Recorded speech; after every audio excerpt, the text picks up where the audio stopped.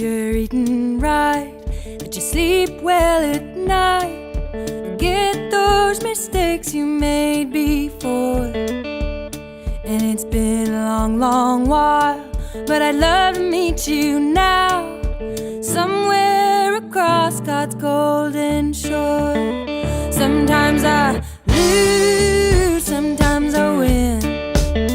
I'm gonna make myself me again. I'm giving up on giving in. I'm gonna make myself me again. I've been reading hard between the lines, consequences of some wasted time. I can't tell you how to live your life, but something tells me you ain't living right. Oh, where you doing? Tell me what you're doing. I wanna come on over, do it with you. Tell me you ain't leaving. You must have your reasons. You're making it too hard for me to get you.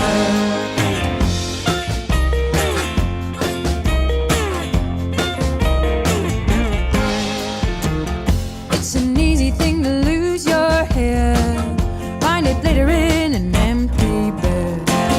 It ain't easy, but I do my best to forget about the times you said. Oh, what you doing? Tell me what you're doing. Cristina Vane. Hi, how's it going? At you. Haven't seen you. I don't know how long since the last time I saw you. How long has it been? It has probably been about a year. About a year, but things just keep getting bigger and bigger for you, Cristina. And this new album, Cristina, I mean, Make Myself Me Again. I mean, seriously. I just got to play it for my audience for 1 second. I mean, listen to this. I mean, it's so good, Cristina. I wanna come on over, Thank you. do it with Love you. that one. But this one, Sometimes I lose, sometimes I win. dude, you rocked it. You killed it like 1,000,000%. You're so good. Thank you. That is so nice of you to say. I think a lot of the record obviously is thanks to the musicians on it, but I'm really glad that you think, the songs are good because those are all mine. So Hell yeah. I love it. I love it. And, I was thinking, Cristina, you have such a distinctive voice. That's what I was thinking this past week. I mean, you really do. I mean, the last time I saw you was like at a grocery store here in Nashville, Turnip Truck, that people won't know, but a local grocery store. some But people might. Some people might, but I remember that I heard your voice like without seeing you, and it was obvious that it was you. You probably, and I was thinking, you probably wake up every day, and I mean, like, grateful of the uniqueness of your voice, right? Because it's just such a distinctive voice you have. You know what I mean? Well, thank you. I actually have never, well, not never, but I haven't always really considered my voice that unique. When I was growing up, I feel like I had a very choir friendly voice. So if you're trying to be positive, you'd say it's very pure and like crystalline and, not very textured. And I always tried to sort of get away from that a little subconsciously, and was really always jealous of people with like raspy voices or people like, Susan Tedeschi, that you can just immediately tell that it's her. So it is really nice to hear that you I can think, tell it's me. yeah, no, totally. You've created like your own thing. I love it. And by the way, I was looking at your new music video, Make Myself Me Again. And I like this video very much. You are with Hannah Juanita and, Becca Wright Cope and a bunch of other people. But you're in great shape, Cristina. So, I mean, the first thing that jumps up is like, all this fashion looks great on you. You look great. I mean, you look like more youthful than ever. Like, so like, do you Pilates? Do you yoga? Like, do you eat well, Cristina? Like, what's going on here? What's the secret? Oh God, that's hilarious. I can't tell if you're just flattering me now, because I think, well, first of all, pandemic has been really difficult for a lot of people. By the way, I mean it. I mean all of this. It's true. Like, I'm not tooting your horn here. Well, thank you. I'm sure you wouldn't spend the 50 minutes we have doing that anyway. But it's funny because I guess the way that we see ourselves is usually so different from the way maybe that other people see us. And when you are trying to get yourself out there, I do like being in front of the camera, but I'm also very self-conscious about my body, and I have been most of my life, which is pretty common for most women and a lot of men too. And so, you know, my body has changed through pandemic. It's been like a long 2 years, and I've been thinner. I've been not thinner. I've got really bad acne that comes out when I get stressed out, and I'm, you know, a full grown adult. So that's always really fun. So, you know, I didn't have a makeup artist for that video, and I didn't have a hairstylist. I had a stylist, Elizabeth Donaldson, who's amazing. Yeah. Which really helped. But I kind of try, even though those are a lot of fun outfits and stuff, I sort of try and keep it relatively myself. And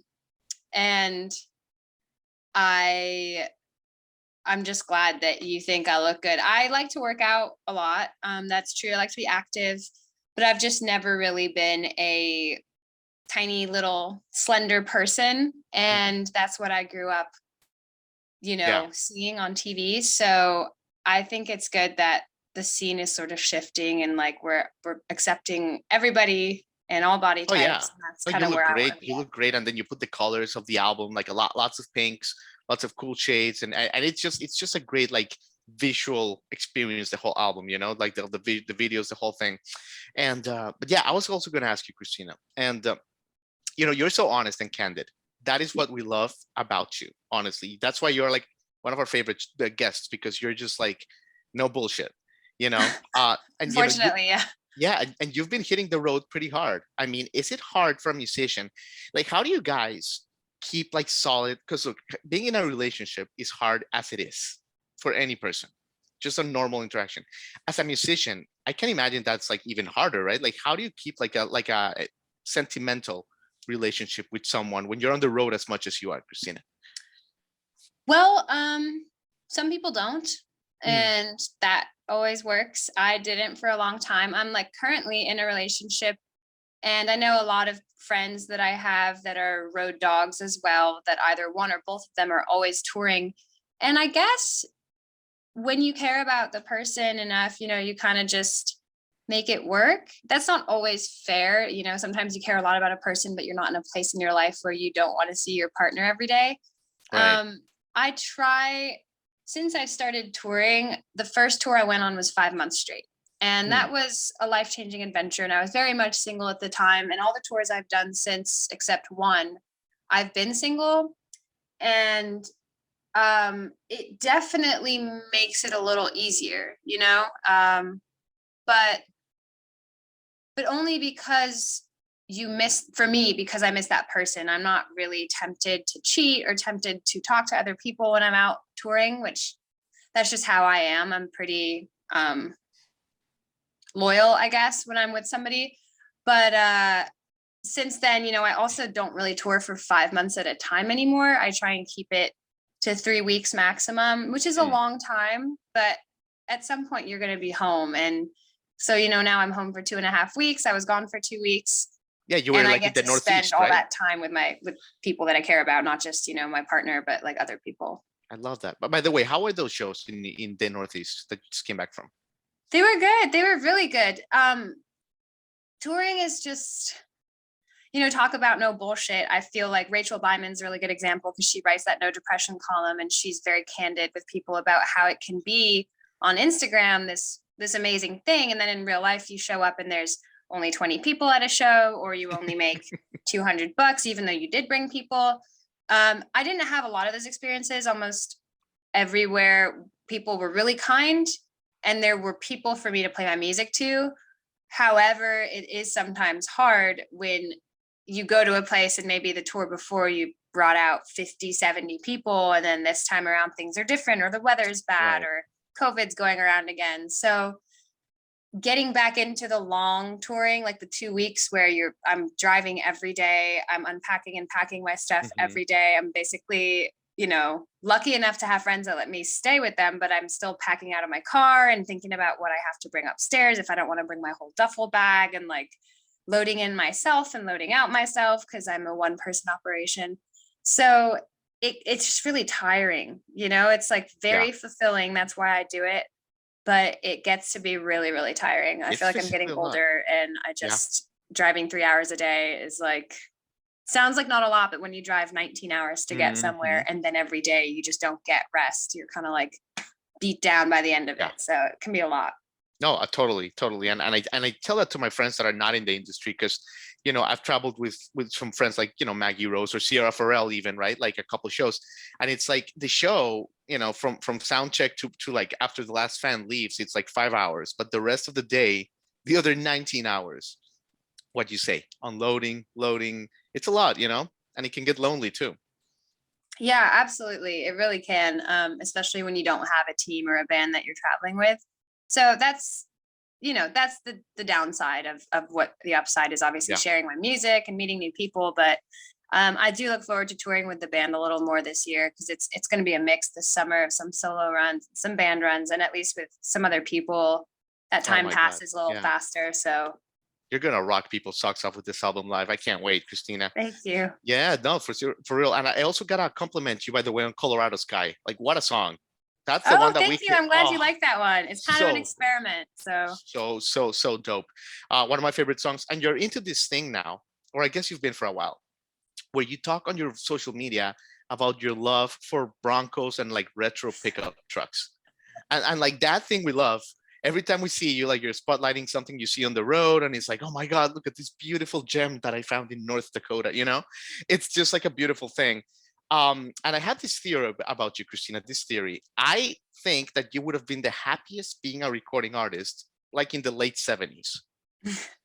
Like you love the colors, you love the fashion. Am I wrong? Am I off base here? yeah, I'm definitely not an 80s girl. I mean, obviously even the late 80s, early 90s Broncos, I really like those. But that's kind of an exception to your point. I love the 70s, like early 70s even. I love men and women's fashion. I just miss a time when people were like all dressed up all the time, and they didn't probably feel that way, if you ask my parents or people that were young in the 70s and 60s, it just felt like what you wore. But we've gotten like so casual and comfortable as a society, which is super great. I wear sweatpants all the time, but I kind of miss the idea of like everyone in their tight bell bottoms and their cool collared shirts and their little sweater Right. vests, and their hair was always done. And Hmm. I just don't know how people stayed so polished. It fascinates me, honestly. Agreed. And air travel. People used to really, get. And now you air And travel, and it's a joke. I'm from Europe, where they're still holding on, and Italians and French in particular, where I grew up, like if you went to the airport in sweatpants, it was just like, you slob, how could you? And now they all have their track pants and their fancy little Nikes, like fashion, like comfort, but make it fashion. So everyone's giving in, but it's funny because I grew up, especially like in a culture in Paris, that you didn't really walk on the street in sweatpants. It was weird. Like if you did, you were going through something. Totally, totally. Oh my God, you're the best, Christina.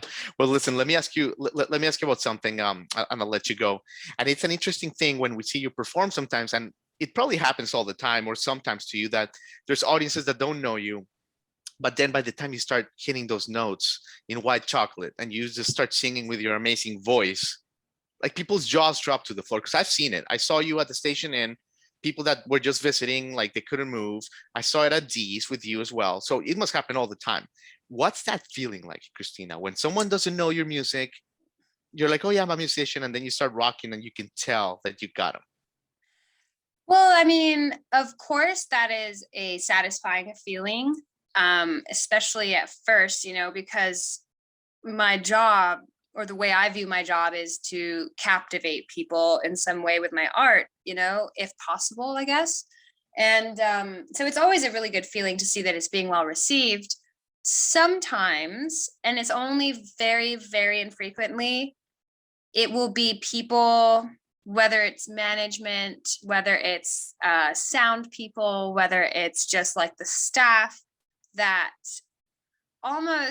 it feels like they almost underestimate me. And it's hard to tell sometimes like what makes me feel that way, because other times it's just like you said, where people don't really know what to expect, but they're not underestimating me. Mm. But in some cases I feel like people see me and they're just like, oh, what is this? What's the big deal? Like, what is tonight going to be all about? And that is when it feels actually a little frustrating, because I have to work so hard to prove to people that I like work hard at what I do, and that I want to be good at it, you know? And so it can be a little bit of both, honestly.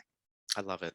I love it. Well, Cristina Vane, look, we got to let you go because I could talk to you for like 3-day weekends. Okay. And I'm sure like that situation. So you got a busy day ahead, but Make Myself Me Again. It's going to be out by the time this airs, which is going to be next week. I'm so excited. Cristina Vane, it's always a delight. Seriously, just having you around Nashville just changes the city. It makes it cooler. So thank you. Thank you. I appreciate that. That's a very high compliment. Absolutely. Great catching up. All right. Nice to see you. Bye.